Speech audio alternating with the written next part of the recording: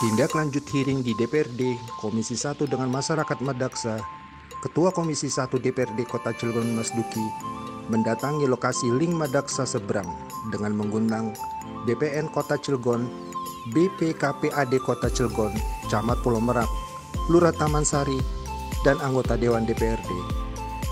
Dalam pertemuan tersebut belum menghasilkan keputusan yang memuaskan. Pertemuan ini dilaksanakan di rumah salah satu perwakilan masyarakat yang bernama Ali Rusdin, Senin 26 Juni 2023.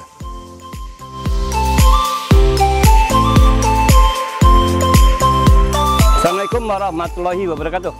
Sahabat Lugas TV dimanapun Anda berada, jumpa lagi bersama saya, Pak Blangkon. Kali ini kami beserta tim turun ke lapangan berkaitan dengan hearing minggu kemarin di gedung DPRD kita tentang masalah tanah yang ada di kampung yang sekarang kami dengan tim berada di sini, Kampung Madaksa, Kecamatan Pulau Merak. Sahabat Lugas TV bisa lihat di sini para bapak-bapak dan ibu-ibu sudah hadir menunggu dari tadi. Inilah masyarakat Madaksa yang selama ini sudah tinggal puluhan tahun di Kampung Madaksa ini, tetapi seperti perahu terombang-ambing di tengah laut, butuh kepastian kepada pemerintah tentang apa? Tentang sertifikat, kejelasan tentang keberadaan tanah yang dipijak di sini. Supaya nggak penasaran, inilah tindak lanjut daripada hearing kemarin yang akan dihadiri oleh beberapa instansi yang terkait. Di sini sepertinya hanya menunggu dari BPN. Ya, sahabat Lugas TV dimanapun Anda berada, sudah tadi Pak Blangkon dengan tim menyimak pertemuan hari ini di Kampung Madaksa. Oleh sebab tindak lanjut hearing di gedung DPRD minggu lalu, hari ini pertemuan yang isinya ingin pengukuran atau melihat meta lokasi. Sepertinya di sini Pak Blangkon ikuti ada sedikit miss. Di sini Pak Blangkon akan tanyakan langsung kepada pihak-pihak yang terkait. Selamat sore, Pak Dewan ini, Kang Dewan, Kang Mas Duki asing lagi nih. Selamat sore, ya. Lugas TV nih. Kang Dewan, bisa dijelaskan ke sahabat Lugas TV terkait pertemuan hari ini, hasilnya seperti apa, pandangan menurut Kang Dewan seperti apa? Ya, bicara hari ini kita bicara menjawab tentang apa yang terjadi di masyarakat. Ya. Ya kan? Kehadiran kami di sini, ini bukti kehadiran kami serius menangani persoalan-persoalan masyarakat yang ada di Cilegon. Ya, itu dengan pihak BPN hadir, bagian aset hadir, Pak Camat hadir, Pak Lurah hadir, masyarakat hadir. Ya, ini kan bukti bahwa kita tidak menghindar dari masalah. Ya. Adapun proses, ya namanya proses itu kan ada tahapan-tahapannya. Ya. Agenda hari ini adalah bagaimana kita melihat lokasi yang sudah terbit sertifikat itu. Ya. Ya kan? Akan tetapi ada satu bentuk hambatan. Hambatannya dalam arti kata hambatan administratif. Ada hambatan administratif karena di BPN ada aturan mainnya. Ya. Gitu kan. Ada aturan mainnya terkait dengan persoalan regulasi pengukuran itu.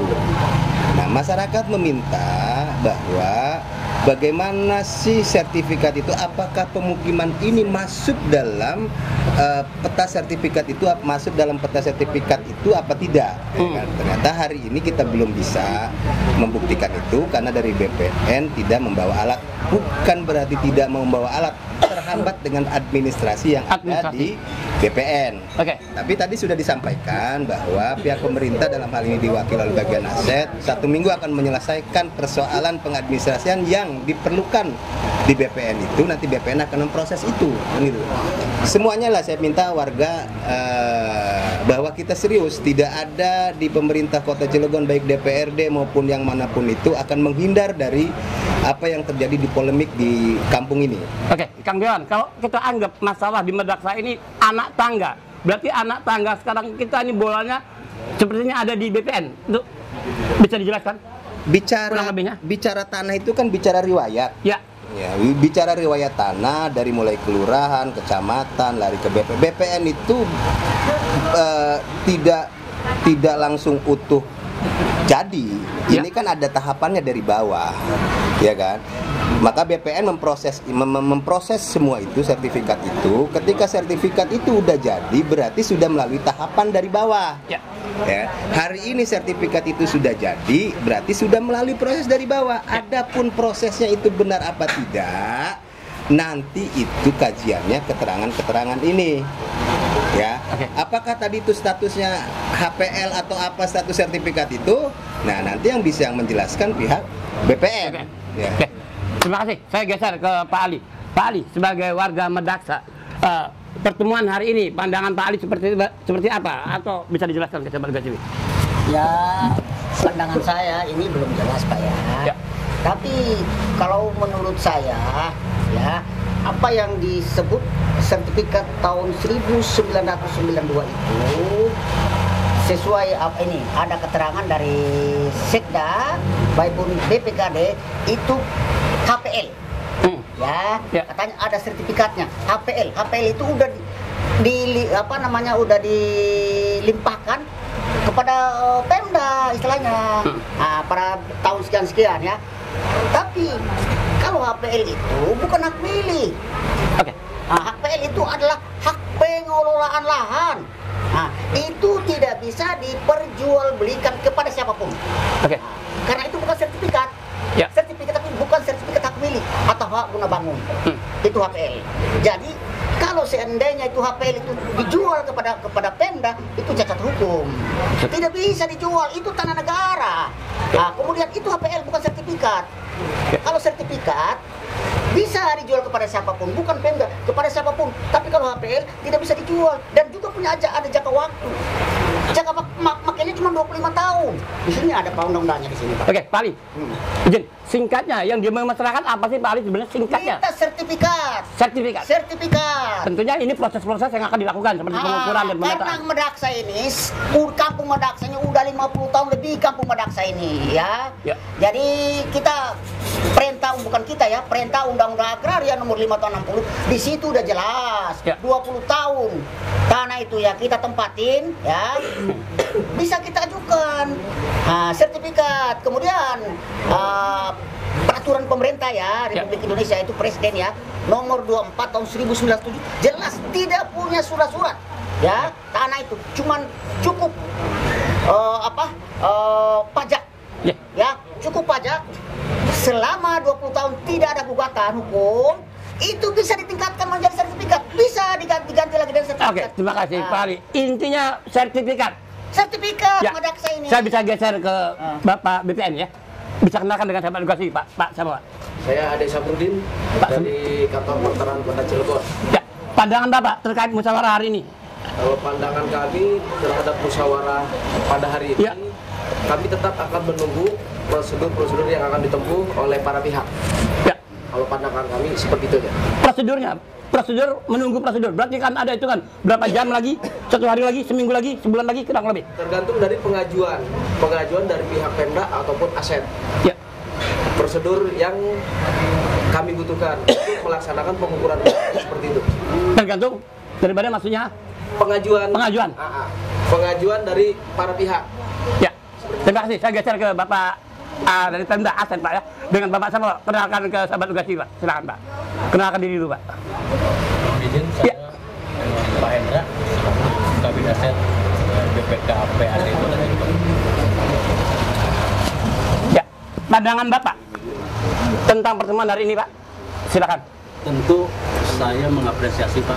Ini adalah inisiasi dari Komisi 1 Pak sebagai tindak lanjut hearing di minggu yang lalu Pak untuk memastikan posisi lahan Pemkot yang sebelumnya adalah sertifikat nomor 19 HPL tahun 1972 atas nama Perum Pelindo 2, Perum Pelabuhan 2. itu seperti itu. Kemudian juga maka pada saat itu lahan eksperimen itu luasan sertifikat itu 6,6 hektar. Nah itu pada tahun 2004 itu ditetapkan sebagai terminal terpadu Merak. Nah, kemudian perlu saya sampaikan, luruskan, kami dari bidang aset sama sekali tidak mengklaim apa yang menjadi aspirasi masyarakat. Kami hanya, tugas kami bidang aset adalah mengamankan aset pemerintah Kota Cilegon yang betul-betul memang ada historis hukumnya, dan kami berkewajiban sesuai ketentuan Permendagri 47 tahun 2021 kami wajib mencatat, Pak. Dan ini aset yang ekspelindo itu sudah tercatat di KIP-nya pada saat itu di Dinas Perhubungan yang ditetapkan sebagai terminal terpadu Merak. Namun demikian perjalanannya dengan adanya undang-undang pemerintahan daerah, ini terminal terpadu Merak menjadi kewenangannya pusat, sehingga sebagian lahan ekspelindo tersebut sudah kita serahkan kepada BPTD, Kementerian Perhubungan. Oke, singkatnya masyarakat ini supaya nggak bingung, nggak ngambang berapa lama yang dibutuhkan oleh Bapak, waktunya kurang lebih seminggu, sebulan, supaya ada kejelasan di masyarakat kurang lebih. Prinsip sekali lagi kami tidak ingin melampaui batas kewenangan yang kami miliki.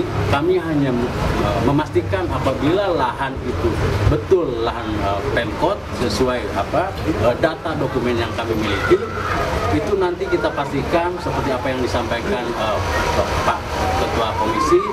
Saya menyambut baik, Pak, agar tidak ada kegundahan di kemudian hari bagi masyarakat.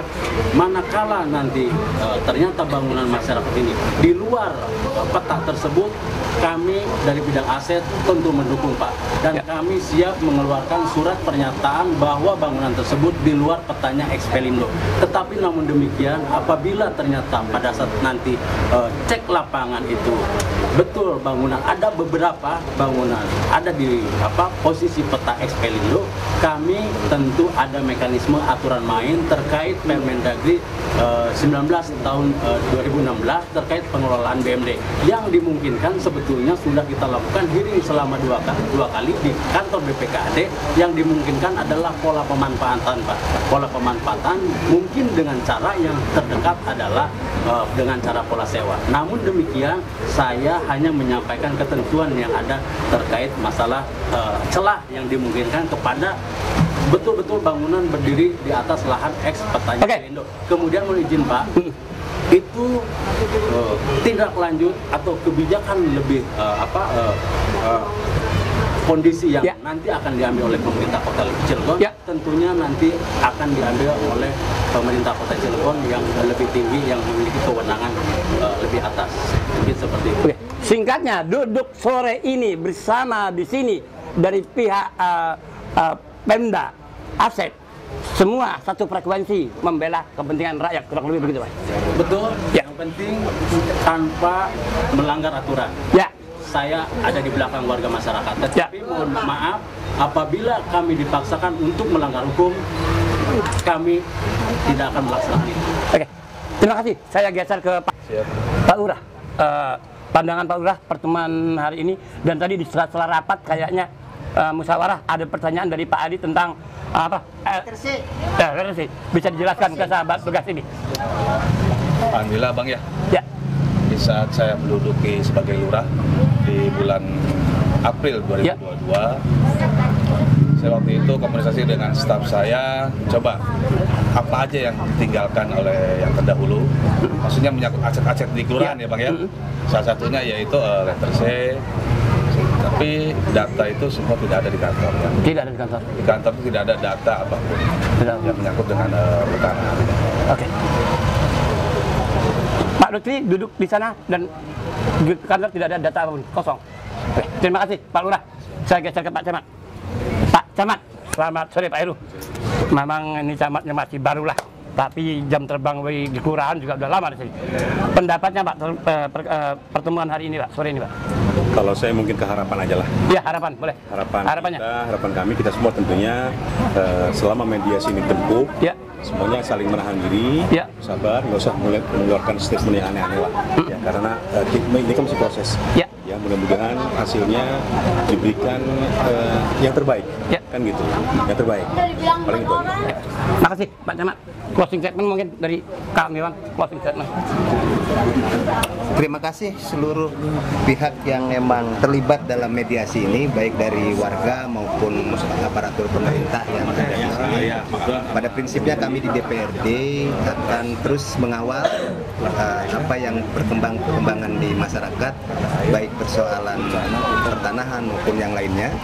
Dan kita mohon bahwa seriusi persoalan ini jangan sampai dianggap sepele. Dan terima kasih hari ini bukti keseriusan pemerintah Kota Cilegon, inilah bukti keseriusannya, mau turun, dan kita di DPRD pun siap akan berbicara, terus mengawal kan gitu. Kita akan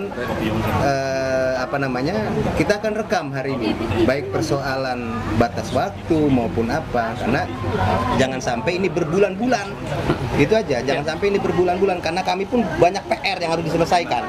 Itu saja mungkin ucapannya, dan terima kasih kepada warga bahwa jamuannya cukup luar biasa. Inilah budaya Cilegon yang dalam posisi susah apapun itu, tapi yang namanya menghormati tamu betul-betul dilakukan dengan sajian makan ikan bakarnya. Terima kasih. Terima kasih Pak Bela.